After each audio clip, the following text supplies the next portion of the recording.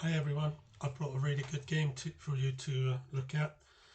I just played it about half an hour ago, and I was on chess.com, which is a well-known site, and this game I thought was worthy of posting. I played this guy Davud Muminovic twice. He beat me well on the first game. He's a good player. I realised that, and I asked for a rematch, and he was kind enough to give me the rematch. And I'll show you what happened. Now, Davud is from Bosnia-Herzegovina, and he's a player that showed a lot of invention and good solid play. So I'm going to show you how I played this game, and this is how it went with me playing white, and I played d4. My opponent played b6. Now, I have a certain way I like to play against this, keeping a tight centre, so I played e4, bishop b7, bishop d3, knight f6, and then f3. Most of my moves, what I do after a game is I look on the automatic chess coach that's on there, who talks to you like a computer voice, and he goes over the game. And he gave me a 2200 performance rating for this game, which I did win. But he seemed to like most of my moves. Any that he wasn't sure about, he just put a question mark. But it didn't say it's a bad move. And I made very few mistakes. So he played e6, c5, grabbing more of the middle. But he threw in d5, and I swapped. He swapped, and then I pushed on the e pawn. So I'm still quite happy with this.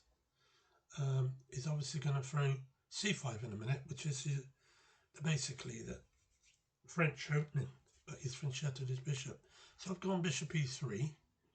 He's pushed a pawn, and I played knight into e2, carrying on with my development, which is going very well. I thought he might have swapped the pawn off, but he chose to play c4, and I've gone back to c2 with my bishop. He played a5. So I've got to just stop these pawn pushes, otherwise he'd push on with b5, and so I've stopped that in his tracks. So now he's gone knight c6. Now he's obviously got b4. I can't do much about that except bring my bishop back, but I don't want to swap the bishop. If he goes in there, I just have to make sure he doesn't get hold of my white bishop. So I've gone knight to c3, and as he goes after my white bishop, I dropped it back to b1. So his next move was bishop c6. I just wondered about that, why he really went in there. I thought maybe he wanted to push the b pawn, but it wouldn't work, so I can't do that. So I castled anyway. He went bishop to e7. He probably wants to swap the bishops on g5, so I pushed the pawn on to prevent that. Now he's castled, and I've got a really good solid centre. I've got space advantage, and there's prospects of a good game here. So I then went knight into g3. This is just to help push the pawn on in the moment. And he went g6. This is a bit of a mistake, because he's scared I'm going to push the pawn on, but it'd probably been better to have gone f5, I think. And then after pawn takes pawn, he could rotate with a knight or bishop. So this is good. I like this now. So I pushed it on anyway. So I thought it still doesn't stop me push the pawn on. So now this is where he wanted to swap off the bishops, which I knew he wanted to do just now. So I just bring my queen into f3, and he swaps the bishops, and then he goes out queen h5. Well, he had to do that really, because I'm threatening to go queen into h6 and then push the pawn on, or if he goes pawn takes pawn, I've got the knight takes pawn on f5, still threatening mate. So he had to do something, and that's probably his only move. Now I thought if I just play rook f4, chase the queen away, but trouble is you can go back to h6 and you'd pin my rook, so I'm not ready to play that just yet. So I pushed the pawn off first of all, which was important because now there's no exit for his queen. He's only got the squares around him to move to. He can't go to e4, he can't go to f5, he can't go to h5, and he can't go to g5 or h3, or even to h6. So at this moment in time, his queen is stuck, but he won't be if I play rook f4. So I had to find a move, and what I did was, after he played rook to a to e8, I decided I would play queen back to d2. So he's played h6 now. That's just to make sure that I can't get in on h6 if he moves his queen. But the problem is he can't get out anywhere. So now I play rook f4. And he pins the rook. It's the only place he could go. And I bring the queen across to f2. So, again, this queen is still stuck, but I can't play h4 because, not at this time. Well, yeah, I could play h4, but he's got knight takes pawn because it's his move still. So, if I take, he'll take with a queen and he just gets out. So, I still play h4, knowing that he's going to attack my queen with his knight. d3 looks a good prospect. Now the bishop takes, he can take with the other one, forking my rook and queen. But obviously I'm attacking his queen too. But he went into g4, which is a crafty move, and it's a good one because it means now if I move my queen away, he can take the pawn on h4 and his queen's still safe. And so this is a dilemma, but what do I do? And I realised if I take his queen and he takes my queen and then I take his knight, I'm a piece up. He'll get a few pawns for it, but I'll be a piece up. So this is all ideal as sack really, to try and save his queen. But no, I took his queen. He took mine and I took the knight. So there you go. I got 3 minor pieces to his 2. He's got a backward d pawn. And he hasn't got control of the middle, not at this time. Now I could play rook h4, but I want to keep my rook where I can try and swap it off. So he's played bishop back to d7. Obviously he wants to go into g4.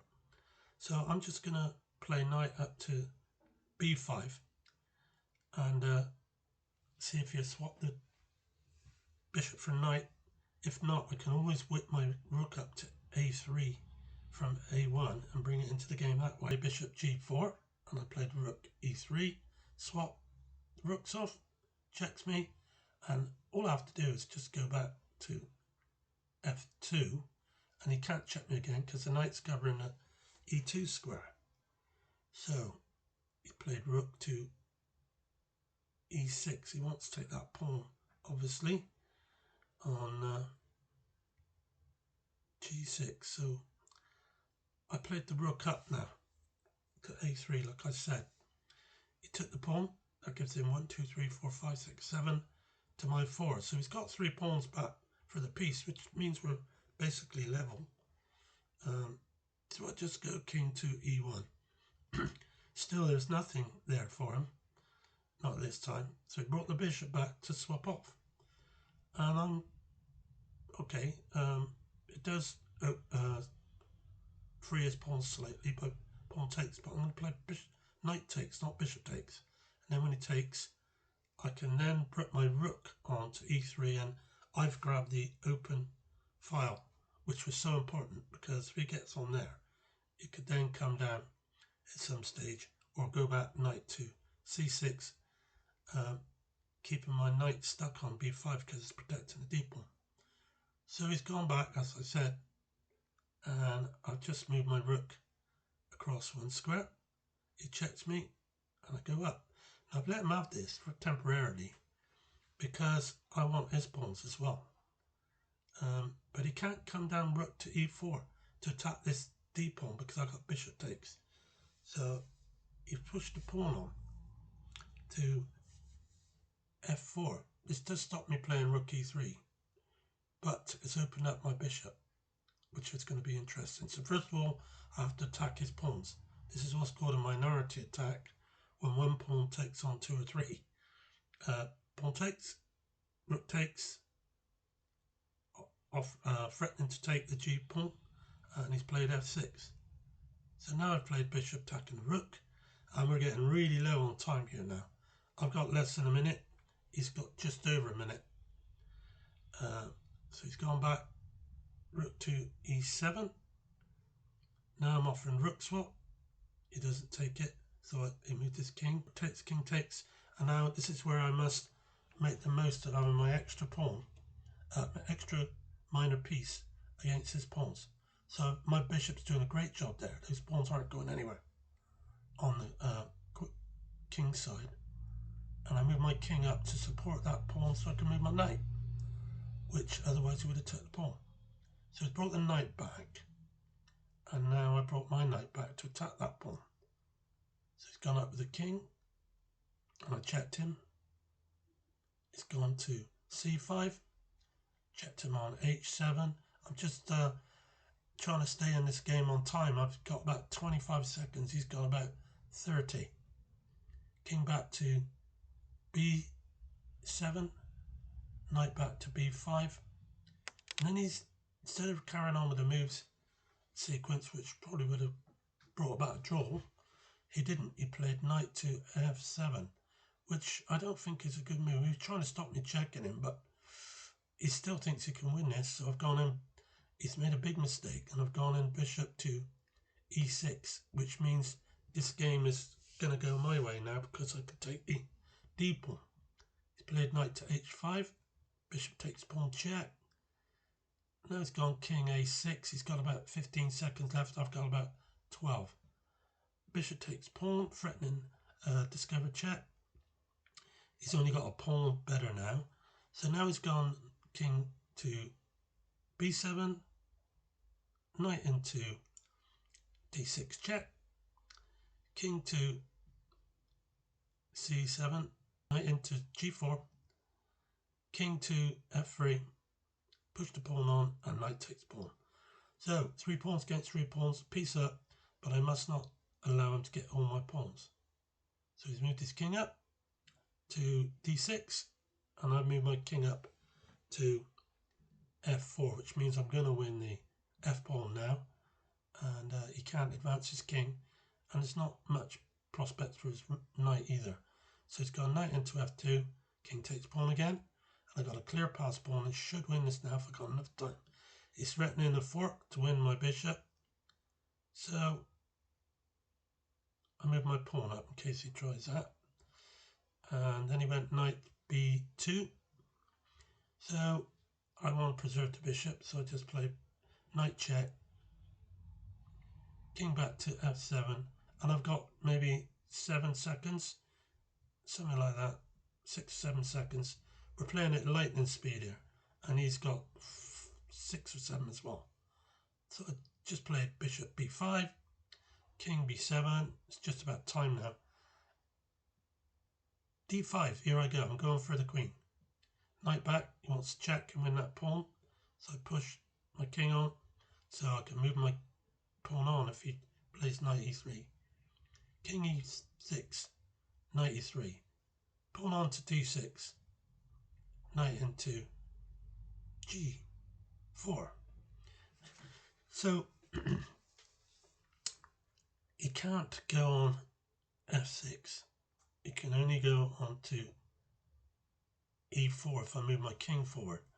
So what I did, I moved my knight to offer the swap and make him move the knight away or take. So he takes, I takes. He's not going to be able to stop me. He tried to go in there, but I can still get on the black square on e7. So he can't prevent the queen now. I've got no more than 3 seconds left, and he's got about 5 or 6.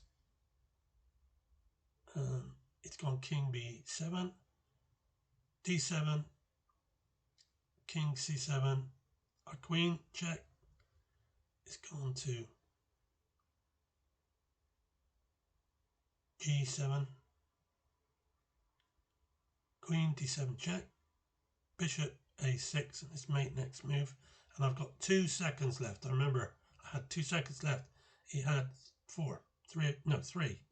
So it's gone King A8, and then I made him with Queen B7 check with 2 seconds left.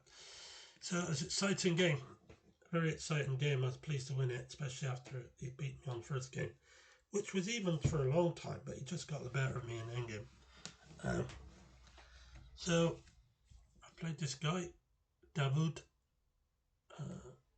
Muminovic, and he's a very good player, but he wasn't good enough on this game. So thanks for watching. I hope you enjoyed the game.